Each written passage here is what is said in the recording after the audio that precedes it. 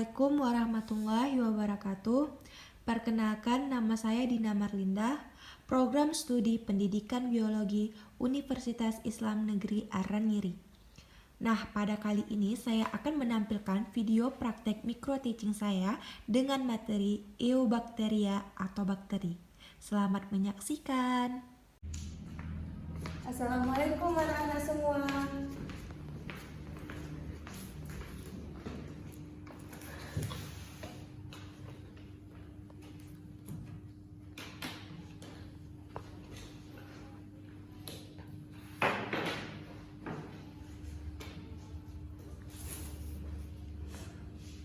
Apa kabar anak-anak semuanya? Sehat? Alhamdulillah. Sebelum kita memulai pembelajaran pada hari ini, alangkah lebih baiknya untuk kita membacakan doa terlebih dahulu agar proses pembelajaran kita dapat berjalan dengan lancar. Kepada ketua kelas, pimpin doanya ya nak. Sudah selesai. Coba ya anak-anak semuanya lihat ke kiri dan ke kanan. Apakah ada kawan-kawan yang tidak berhadir pada hari ini? Ketua kelas bagaimana? Siapa yang tidak hadir pada hari ini? Biar ibu absen terlebih dahulu. Ada yang tidak hadir?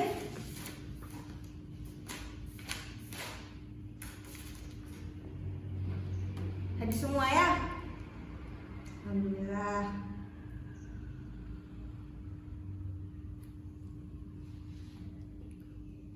Sebelum ibu memulai pembelajaran pada hari ini, ibu ingin mengulang terlebih dahulu materi yang telah ibu sampaikan kemarin. Sekilas ya, ada ibu jelaskan kan pengertian dari bakteri dan juga apakah ciri-ciri dari bakteri itu sendiri. Nah, siapa yang tahu pengertian dari bakteri dan juga ciri-cirinya?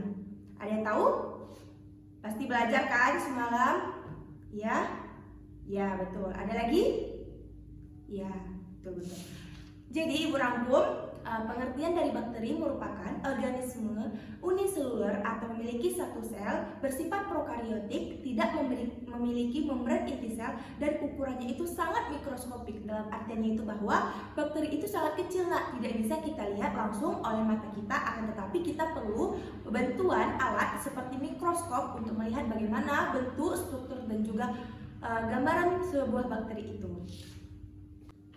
Nah, kemarin kan ibu telah menjelaskan tuh pengertian, ciri-ciri, dan sekarang kita akan melanjutkan pembelajaran kita mengenai bentuk-bentuk dari bakteri. Nah, kita lanjut ya, materi kita tentang bentuk-bentuk dari bakteri.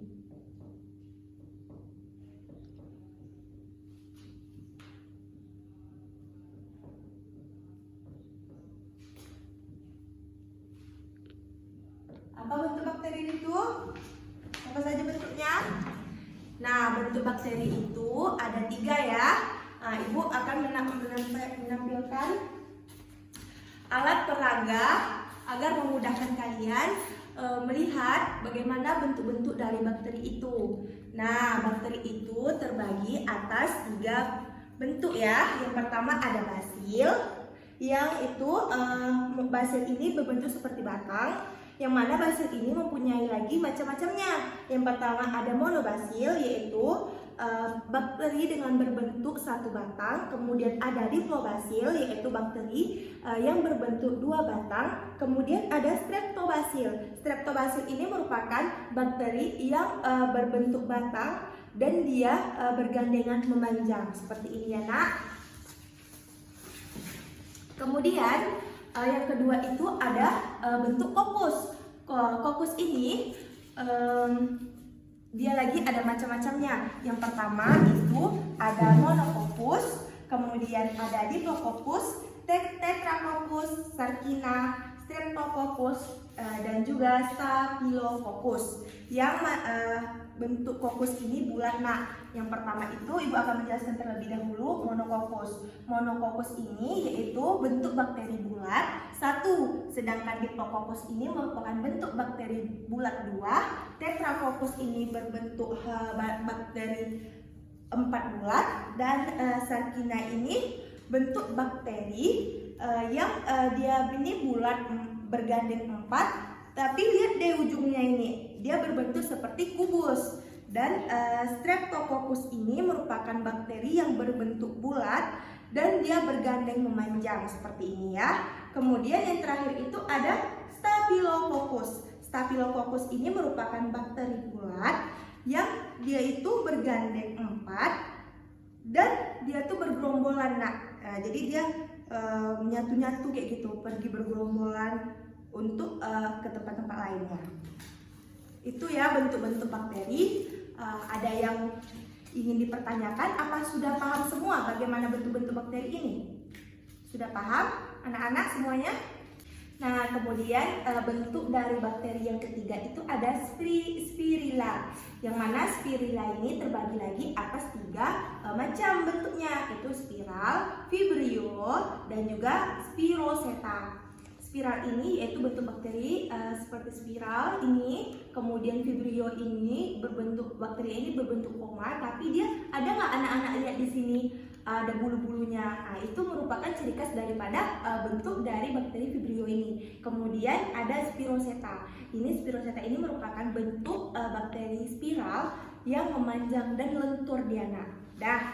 Jadi dari tiga bentuk bakteri ini, apakah ada yang kurang paham dan ingin ditanyakan? Apakah sudah paham semua? Ada? Sudah paham ya? Alhamdulillah. Kemudian, apakah Ibu bisa melanjutkan materinya? Bisa. Kemudian, kita akan melanjutkan ke struktur dari bakteri.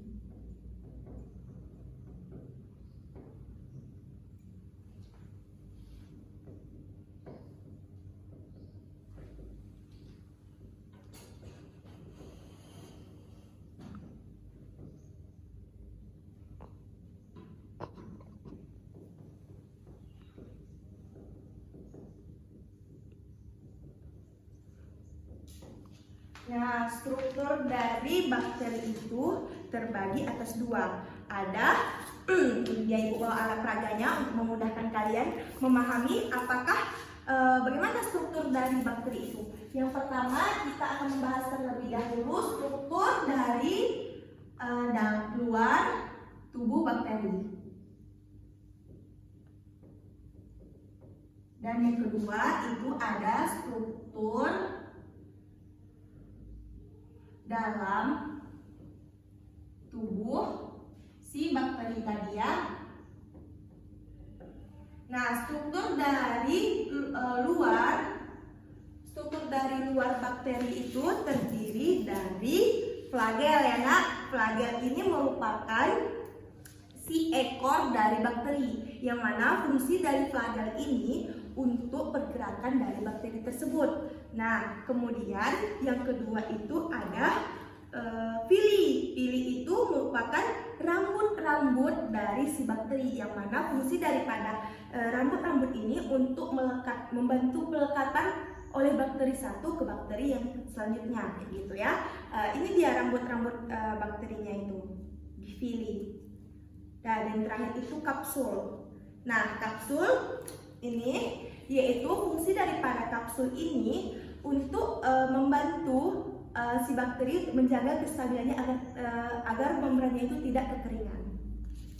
Nah, kemudian kita masuk ke struktur tubuh bagian dalam yang terdiri dari organel dari bakteri tersebut ya.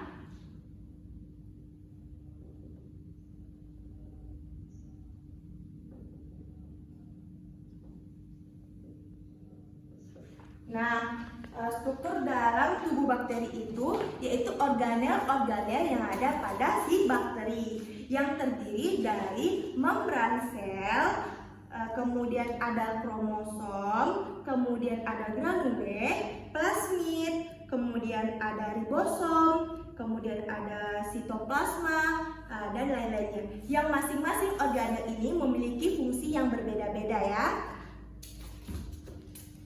Ada yang ingin dipertanyakan masalah struktur dalam dan luar daripada tubuh bakteri? Ada yang ingin bertanya? Nah, ada yang bertanya atau yang kurang paham mengenai struktur dalam dan struktur luar daripada bakteri? Iya nak, ada yang bertanya? Ya. Fungsi daripada dinding sel. Jadi fungsi daripada dinding sel itu untuk membentuk tubuh daripada si bakteri. Ada lagi yang ingin bertanya? Ya, sitoplasma. Sitoplasma itu merupakan cairan yang ada di dalam sel, yang mana itu untuk tempat terjadinya metabolisme sel. Ada lagi? Nukleus. Nukleus itu merupakan inti dari sel bakteri itu sendiri. Dan ada lagi yang ingin bertanya? Sudah paham semua ya? Kemudian Ibu akan melanjutkan pembelajaran mengenai cara hidup si bakteri.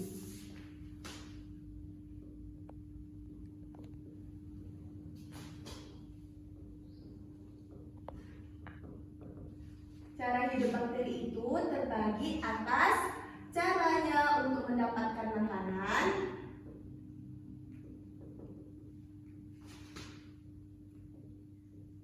dan yang kedua cara dia untuk bernapas. Nah, cara dia mendapatkan makanan itu melalui dua cara ya. Ada heterotrof dan autotrof. Nah, kemudian untuk yang dia bernapas itu, dia ada bakteri yang bernapas dengan aerob dan juga ada yang anaerob. Nah, ada yang kurang jelas? Apakah sudah paham apa yang dimaksud dengan heterotrof dan juga autotrof serta aerob dan juga anaerob? Yang aerob ini yaitu cara dia bernapas itu dengan menghirup oksigen dan mengeluarkan karbon dioksida. Ada lagi yang kurang jelas? Ada lagi yang ingin bertanya bagaimana cara hidup bakteri? Oh, yang dimaksud dengan heterotrof ini dia tidak dapat membuat makanan sendiri, sedangkan autotrof itu dia mampu membuat makanan sendiri. Jadi cara hidupnya bakteri itu dengan cara mendapatkan makanan ada dua tahapan, dan juga cara untuk bernapas juga ada dua tipenya ya. Ada yang kurang paham yang ingin ditanyakan kembali? Sudah paham ya? Kemudian Ibu akan melanjutkan materi kita mengenai peran dari bakteri. Nah, yang terakhir ini peran bakteria. Peran bakteri itu tentunya ada yang menguntungkan dan juga ada yang merugikan.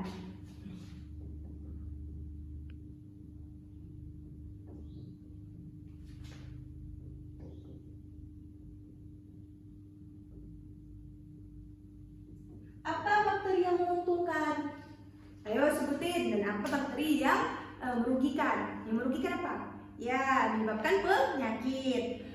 Adapun penyakit yang disebabkan oleh bakteri yang merugikan itu yaitu penyakit tifus yang disebabkan oleh bakteri Salmonella typhi. Salmonella typhi ya, Nak. Dan adapun peran bakteri yang menguntungkan itu dalam bidang makanan, salah satunya yaitu dalam yogurt. Nah, apa bakteri yang ada dalam yogurt? Yaitu bakteri Lactobacillus vulgaris.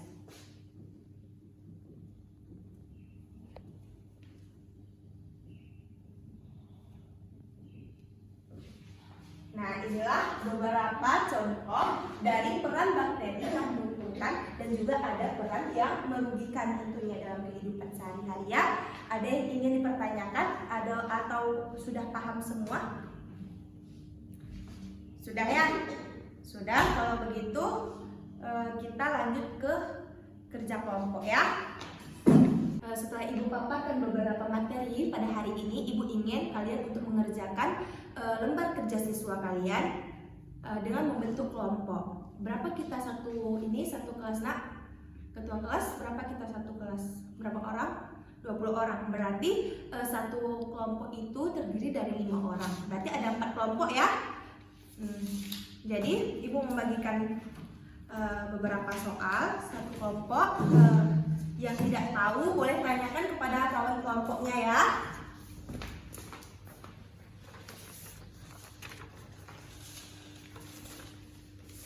Nah,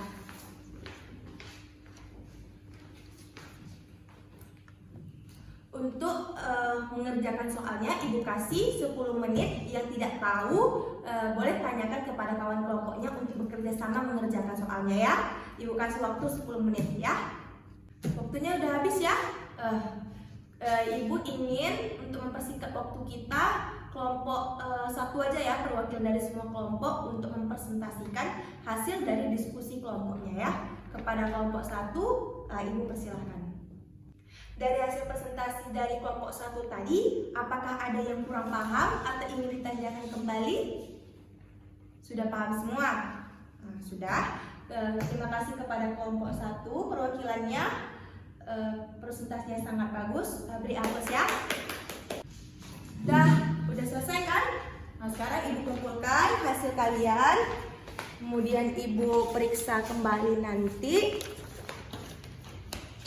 Bentar ya, Ibu periksa hasil kerja kalian pada hari ini. Ibu udah memeriksa lembar kerja kalian, bagus-bagus semua. Tapi tentunya ada skor yang tertinggi ya di antara semuanya. Ibu udah memeriksa, berarti ada skor tertinggi itu kelompok satu ya. Selamat ya nak. Kemudian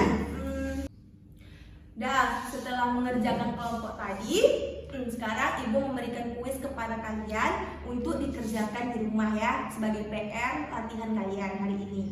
Untuk PR-nya, Ibu ingin kalian menggambarkan struktur dari semua bakteri ini di buku latihan kalian, beserta struktur dalam dan juga struktur luarnya, seperti organel dan juga struktur luarnya yang Ibu jelaskan tadi ya. Gambarkan di buku latihan kalian. Kemudian setelah itu Ibu akan menyimpulkan materi pada hari ini. Yang pertama kita akan membahas terlebih dahulu bentuk-bentuk dari bakteri itu terbagi ada 3 ya.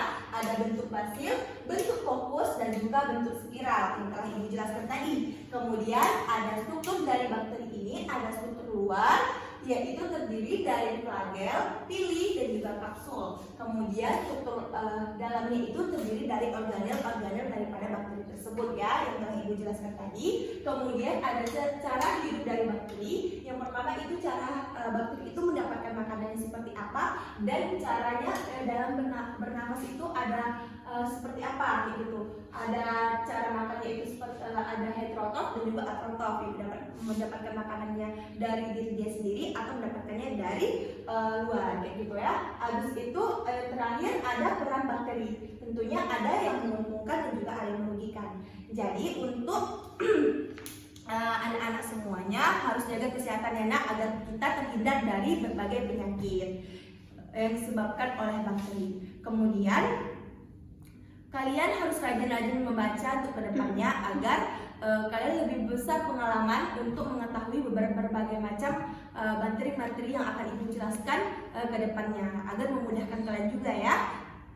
Kemudian untuk mempersingkat waktunya karena waktunya sedikit lagi mau keluar, untuk ketua kelas bacakan doa penutup ya nak, agar ilmu yang kita dapatkan pada hari ini bisa kita manfaatkan untuk kedepannya ya, bagi kalian dan juga bagi Ibu. Kepada ketua kelas, pimpin doanya ya nak.